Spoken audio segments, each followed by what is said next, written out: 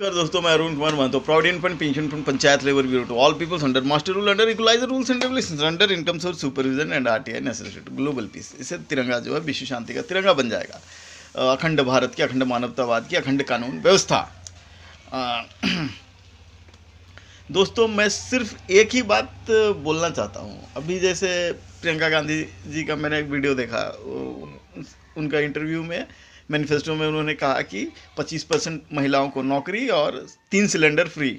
ठीक है, कल मैं आऊँगा और मैं बोलूँगा मैं 12 सिलेंडर फ्री दूंगा और 50% 40% लड़कियों को नौकरी दूंगा।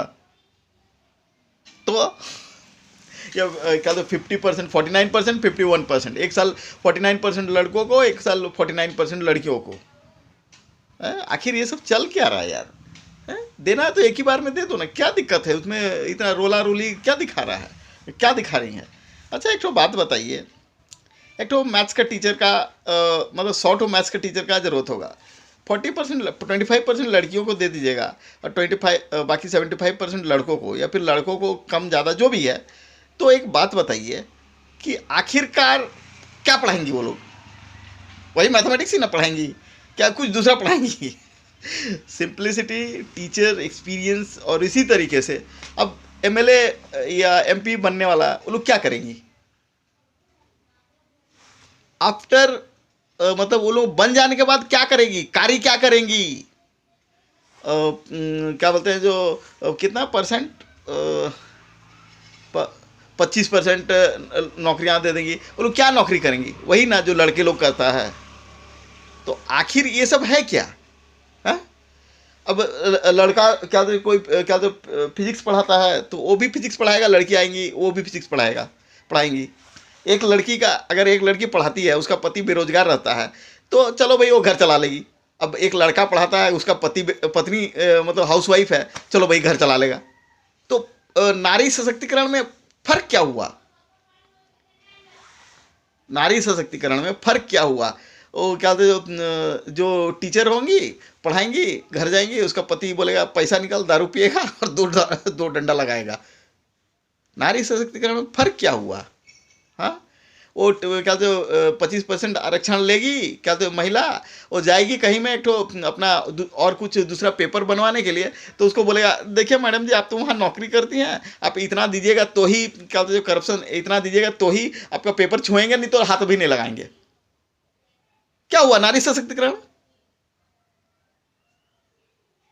अरे भाई 10 बार घिजिर घिजिर घिजिर घिजिर घिजिर, प्रति व्यक्ति आय का आरटीआई का विधिवत व्यवस्था करने से नारी सशक्तिकरण होगा, देश का जीर्णोद्धार होगा, सबका फ्यूचर सेविंग्स होगा, और क्या बोलते हैं, देश का फ्यूचर सेविंग्स होगा। और जो रेती चोरी का जो अभी क्या बोलते हैं, जो आम आदमी पार्टी बोल रही थी, वो सब बंद हो जाएगा। कि भाई आप ड्यूटी कहाँ से कर रहे हैं, ये बात पूछने वाला क्या बोलते हैं, पंचायत लेबर ब्यूरो में आएगा। अब हम तो ये सब सिर्फ प्राइम मिनिस्टर बन के ही कर सकते हैं, और दूसरा कोई तरीका है जो सुप्रीम कोर्ट का, वो बड़ा लेंदी प्रोसेस है। अब जैसे कि एक तो कुछ केस ठोक देंगे तो उसका नंबर आएगा 1 साल के बाद। ठीक है, केस ठुका हुआ है, 1 साल के बाद नंबर आएगा। 1 साल के बाद नंबर आएगा, फिर उसके बाद आपके पास मैसेज उसेज आएगा वगैरह वगैरह वगैरह। उसके बाद 1 साल के बाद फिर अटक जाएगा, पेंडिंग हो जाएगा, फिर 2 साल के बाद नंबर आएगा। अरे बाप रे! तो अब अगर फास्ट ट्रैक अदालत में कीजिएगा तो 2 पेशी में, तो 2 पेशी में अब जैसे मैंने भेजा तो अटका हुआ है, पीएमओ में भेजा तो पीएमओ को कोई चिंता ही नहीं है कि भाई अरुण कुमार महतो या कोई और लेटर भेज रहा तो भेजने दो, हम लोग का क्या जाता है? हैं? हम लोग का क्या जाता है? फिर उसके बाद बोले कि हेलीकॉप्टर में क्या बिपिन रावत ने अटैक कर दिया, ये कर दिया, वो कर दिया, हम लोग का क्या जाता है? आखिर क्या था, चुनाव जीतने के बाद उतना उतना कर देने से कि उतना उतना करप्शन बंद हो जाएगा?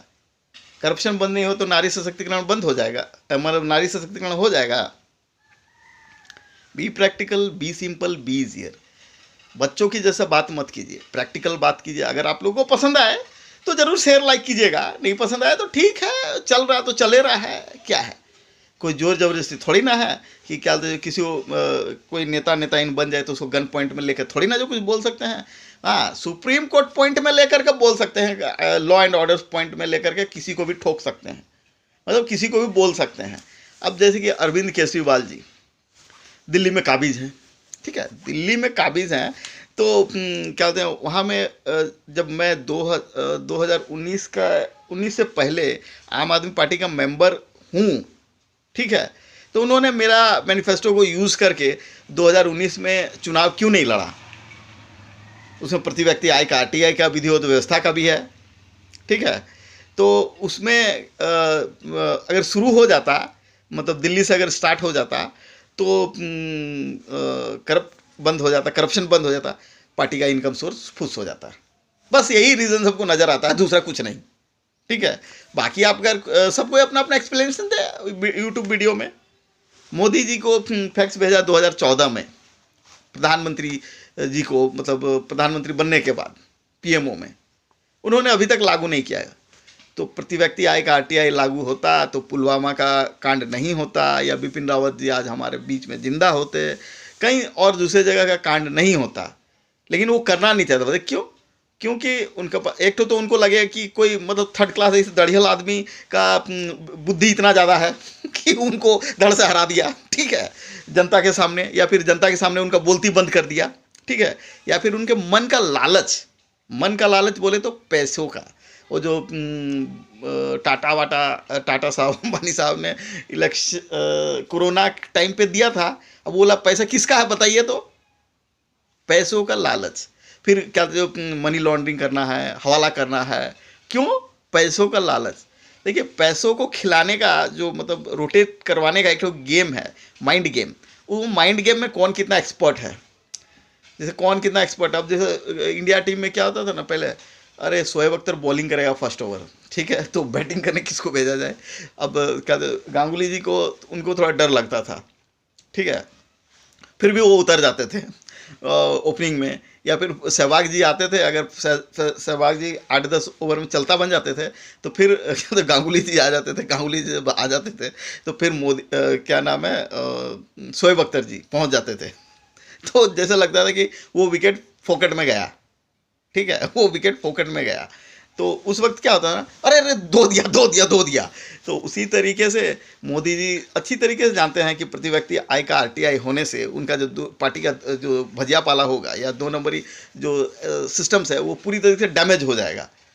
अरे इसको आने दे, नहीं इसको आने मत दो, इसको आने दे, नहीं इसको आने मत दो, सर इसको आने देने से इसके पास मतलब ये प्राइम मिनिस्टर बनने के लिए प्रति व्यक्ति आय का आरटीआई करवाएगा, गारंटी है।